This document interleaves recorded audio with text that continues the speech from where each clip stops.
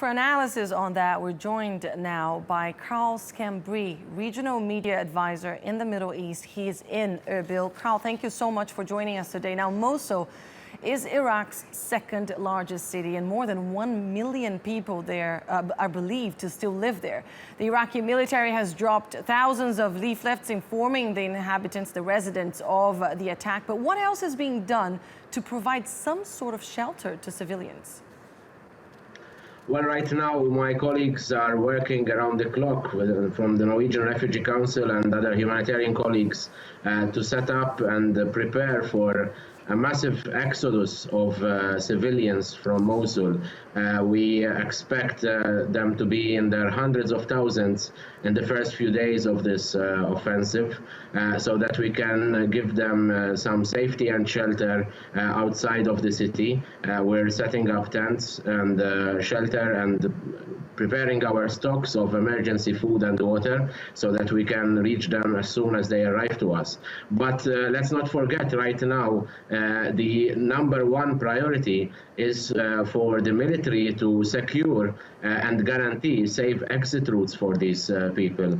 We have seen in the previous offensive on Fallujah, for example, where there were a lot of families who were killed or risked their lives trying to get out because there were no safe routes out of the city. And that is what we have been appealing all along to the military actors around us, the coalition forces, that the safe exit of civilians has to be their number one priority, because we can't allow these people who have been living in a nightmare for the last 2.5 years to step into another one as they try to flee for their safety. Indeed, if they manage to get out, we expect hundreds of thousands of civilians to flee, and the UN Refugee Agency is said to be involved in preparing for a major humanitarian crisis. In what state do you expect these civilians to be in once they manage to escape Mosul? Well, from the people I've met who have been fleeing from the outskirts of Mosul and along the so-called Mosul corridor, where ISIS has been also occupying these towns and villages for the last 2 years. These people who arrived to our sites, they're exhausted.